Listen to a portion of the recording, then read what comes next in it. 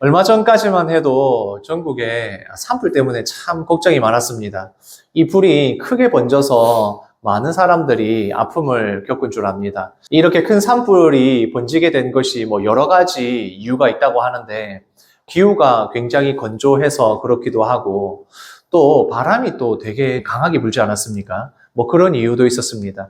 그리고 사람들도 좀 부주의하게 불을 조심했어야 하는데, 뉴스를 보면서 참 안타까운 일들이 많았던 것 같습니다.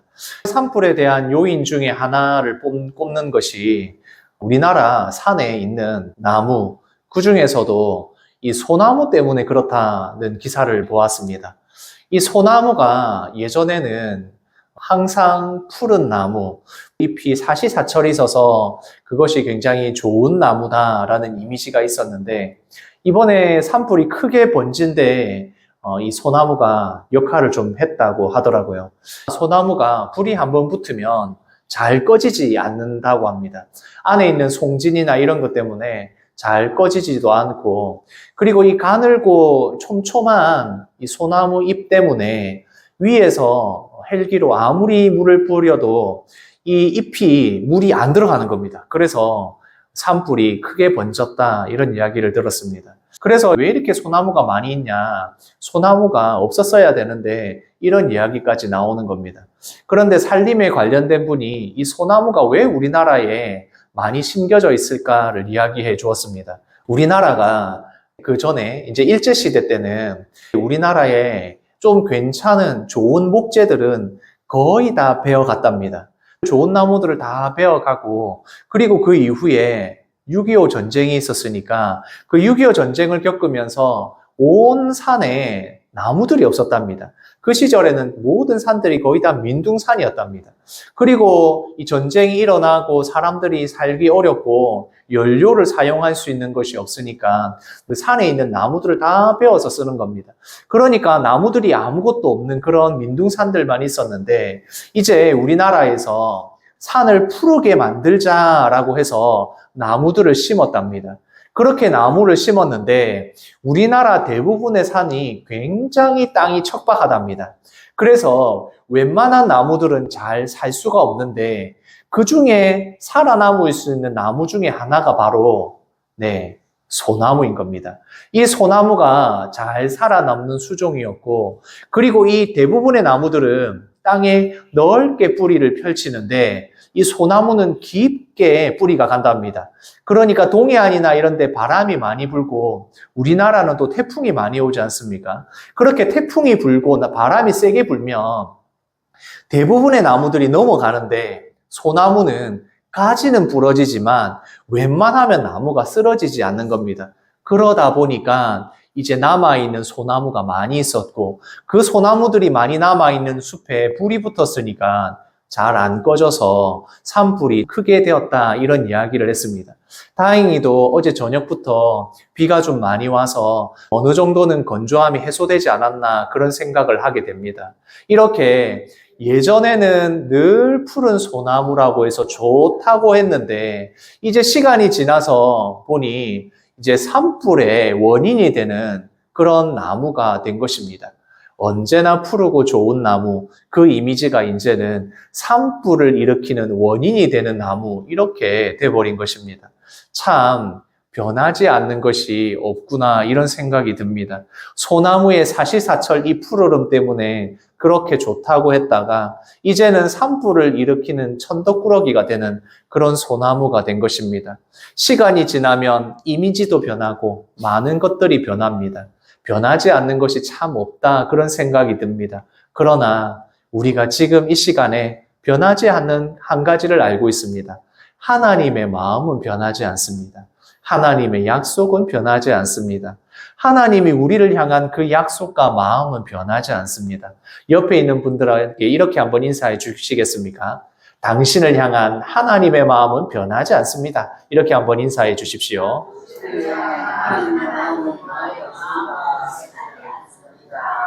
푸르른 소나무는 이제 그 이미지가 산불 나면 잘 안 꺼지는, 불이 안 꺼지는 나무가 되었지만, 우리 하나님의 그 마음은, 우리 하나님의 그 약속은 변함없이 우리에게 있습니다. 그래서 오늘 이 하나님께서 변함없는 그 마음을 알고 있기에 이 시간 우리가 하나님 앞에 기쁨으로 예배를 드릴 수 있는 것입니다. 우리가 예수님을 믿는다는 게 무엇입니까? 예수님이 어떤 분이신지를 믿는 것이고 예수님이 우리에게 주신 구원을 우리가 믿고 있습니다. 그 핵심의 두 가지를 우리가 중요하게 생각을 합니다. 우리가 예수님을 믿는다라고 했을 때 첫 번째로는 예수님께서 우리를 위하여 십자가 지셨다는 것이고 그리고 그 십자가 지시고 죽으신 예수님이 부활하셔서 이제는 우리가 예수님을 믿음으로 우리도 영원한 이 생명, 부활로 가는 그 길에 있다는 것을 우리가 믿고 있습니다.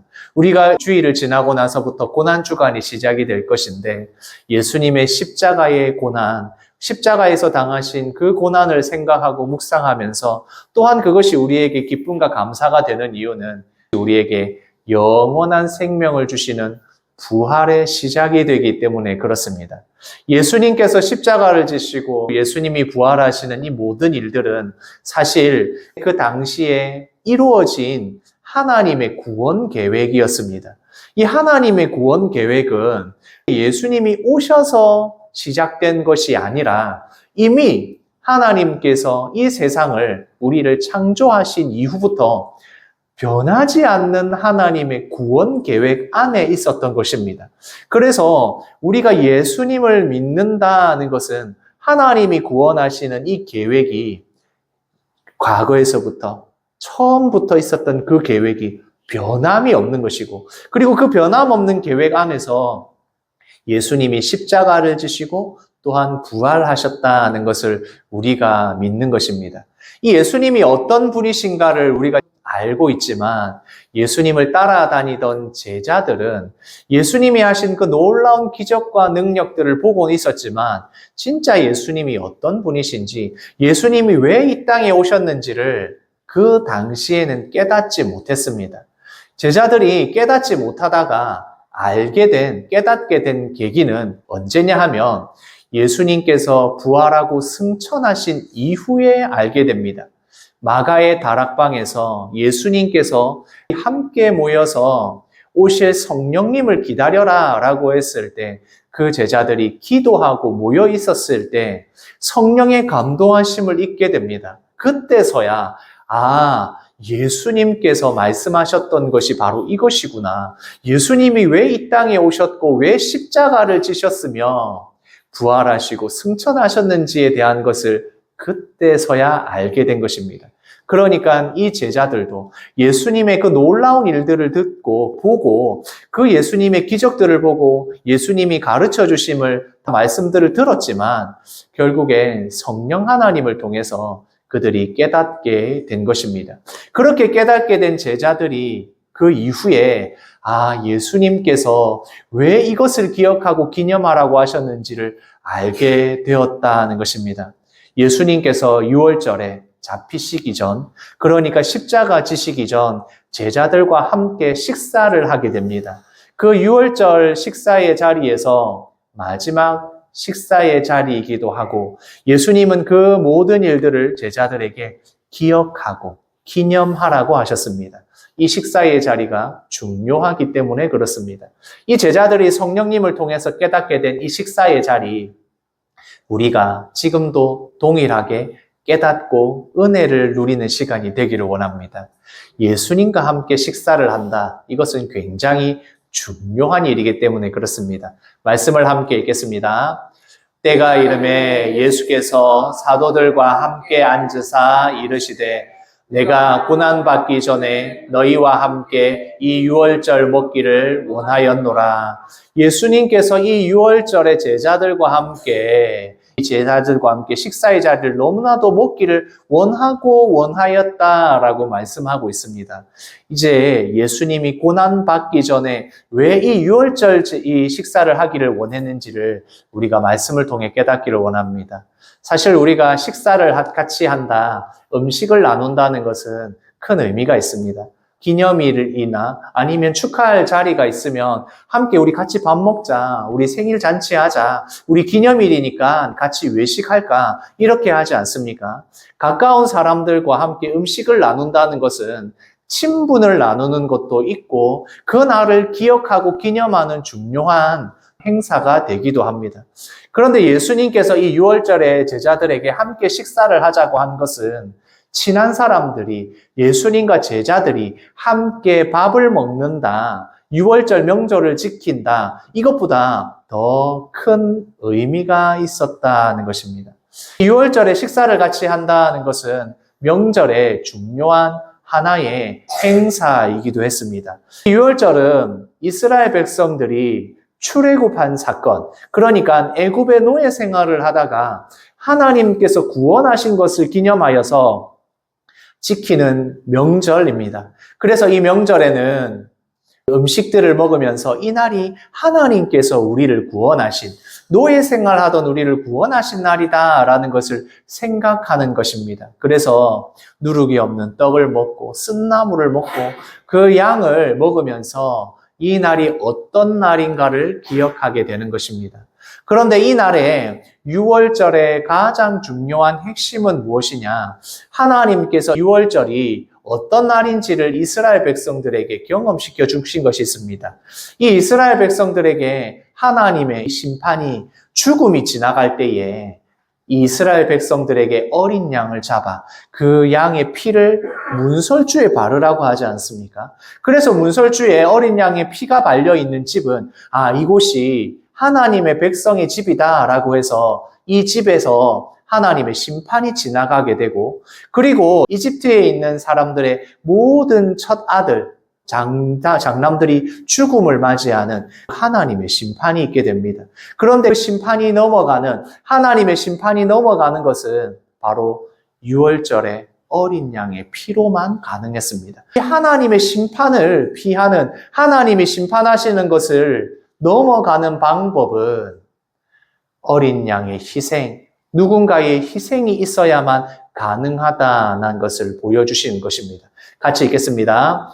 내가 너희에게 이르노니 이 유월절이 하나님 나라에서 이루기까지 다시 먹지 아니하리라 하시고, 그렇게 이 유월절을 지키면서 예수님께서 제자들에게 하시는 말씀은 하나님 나라가 이루어지기 전까지는 내가 다시 먹지 않을 것이다. 이 유월절에 포도나무에서 나는 것을 먹지 않을 것이다. 왜냐하면 이제 이 유월절은 예수님이 지금 이 제자들과 먹는 것이 마지막이 되는 것이고 또한 처음 시작이 되는 것이기 때문에 그렇습니다.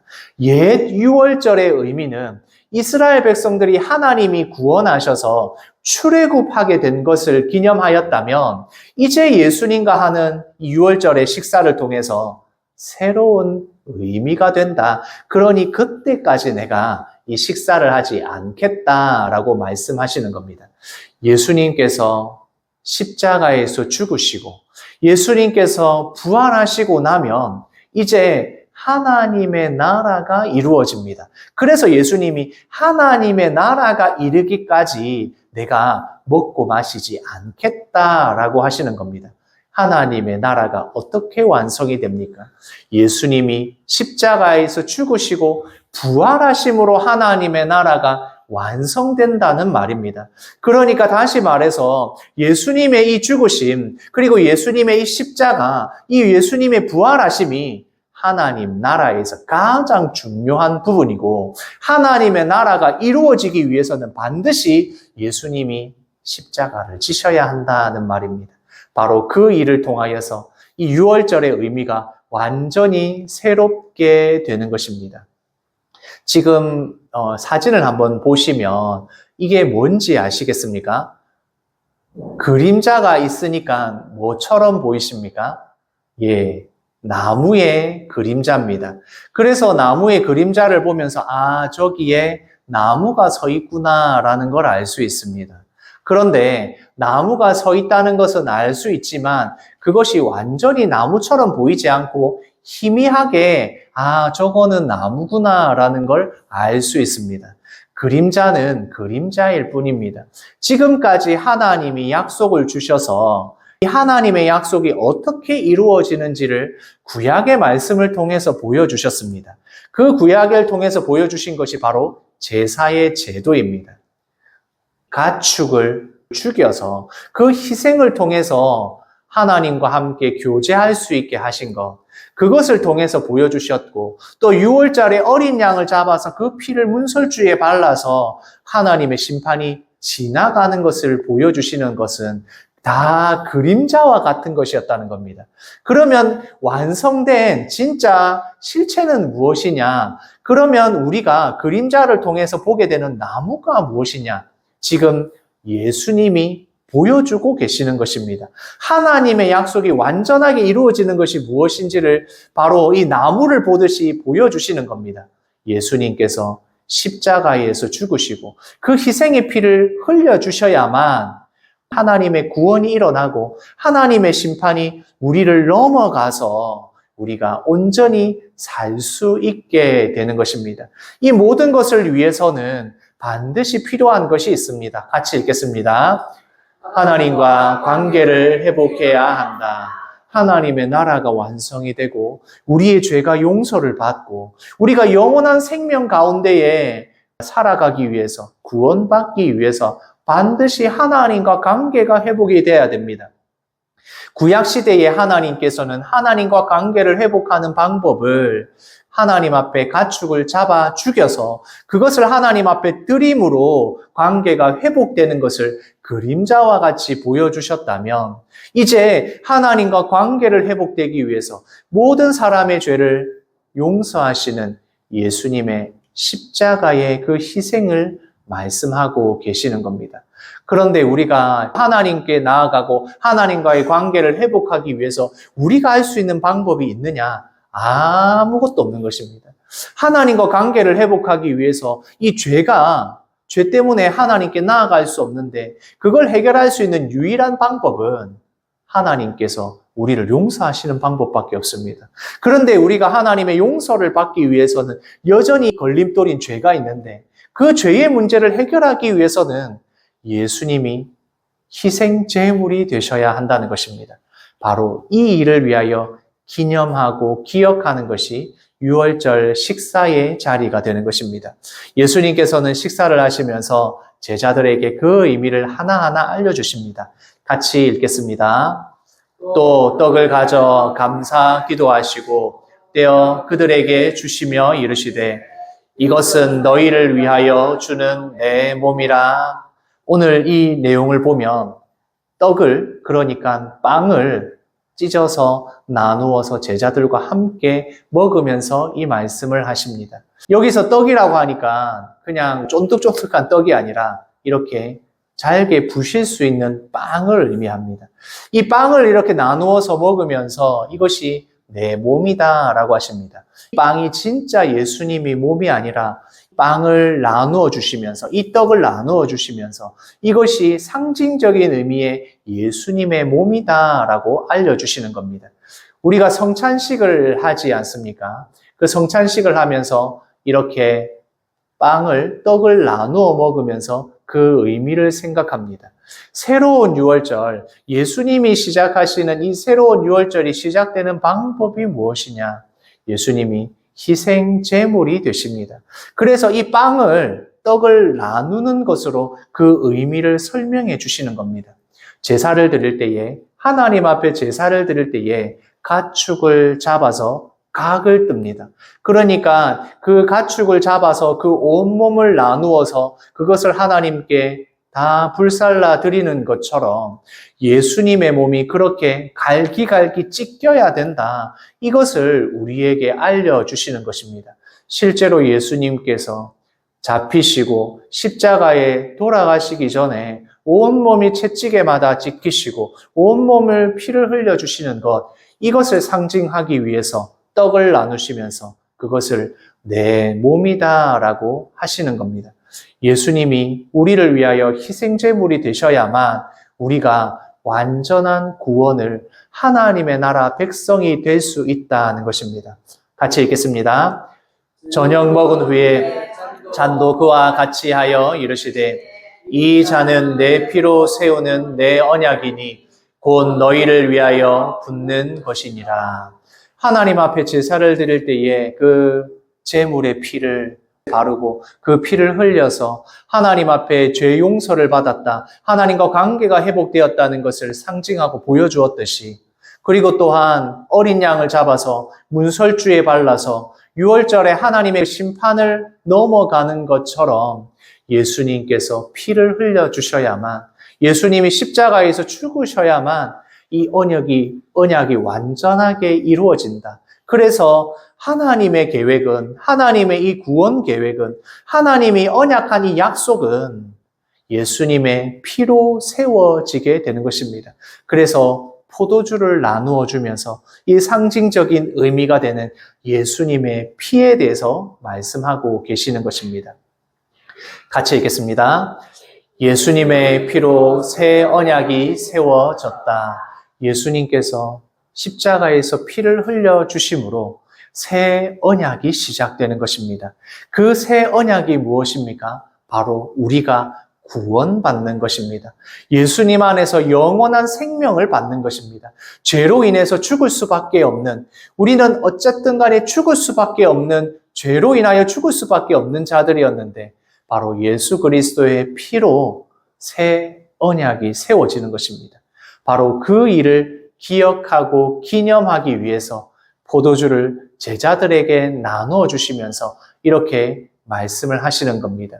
이 한 주간의 고난주간을 우리가 보내게 될 텐데 예수 그리스도의 고난이 어떤 의미로 우리에게 다가오는지를 묵상하시면서 예수님의 그 피로 세워진 우리의 죄 용서받은 이 일들을 묵상하는 한 주가 되기를 원합니다. 그래서 우리가 성찬식에 포도주를 나눌 때에 이것이 예수님의 피를 상징한다라고 선언하면서 이 잔을 나누게 되는 것입니다. 우리 교회가 성찬식을 한 달에 한 번 정도 하고 있습니다.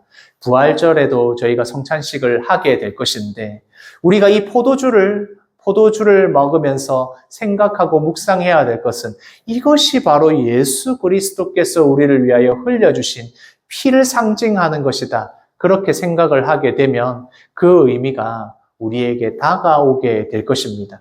성찬식의 빵과 포도주의 의미를 생각해야 된다는 것입니다.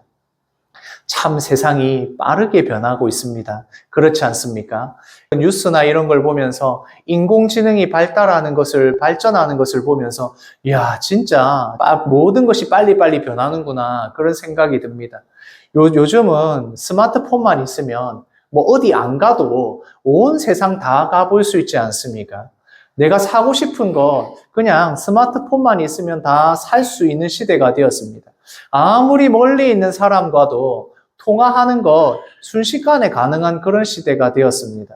그러나 여전히 우리는 직접 보고 만져보고 경험하는 것이 굉장히 중요합니다.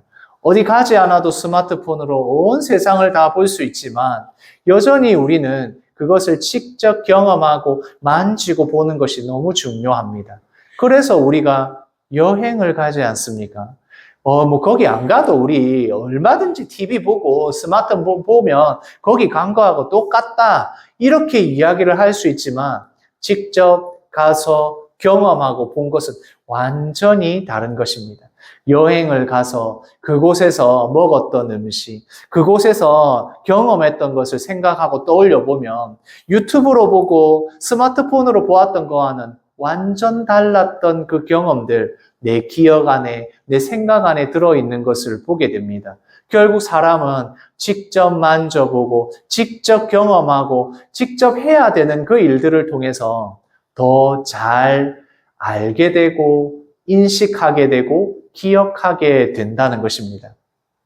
그래서 우리는 예수님께서 기억하라, 기념하라고 하신 대로 우리는 성찬의 예식을 행하는 것입니다. 떡과 포도주를 나누고 먹음으로써 예수님께서 우리를 위하여 피 흘려주시고 몸을 찢겨서 하신 이 모든 일들을 우리가 기억하게 되는 것입니다. 성찬에서 중요한 이 떡을 나누는 것, 사실 이 떡을 나누는 걸 직접 다 나누면서 하면 그 의미가 더 깊이 잘 다가올 텐데, 아무래도 상황이 우리가 떡을 다 하나하나 떼주면서 하는 것이 쉽지 않아서 제가 다 떡을 잘라서 준비해 오기는 하지만 그것을 먹으면서 우리가 생각해야 됩니다. 이것이 예수님이 우리를 위하여 찢기신 몸이구나.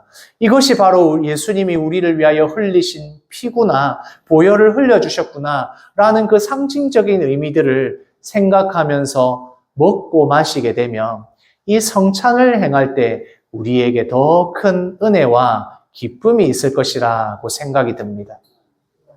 마찬가지로 우리가 매일매일 밥을 먹지 않습니까? 식사를 해야만 우리가 살 수 있습니다. 우리가 밥맛이 아무리 없어도 먹어야 되는 이유는 이것을 먹어야 살 수 있기 때문에 그렇습니다.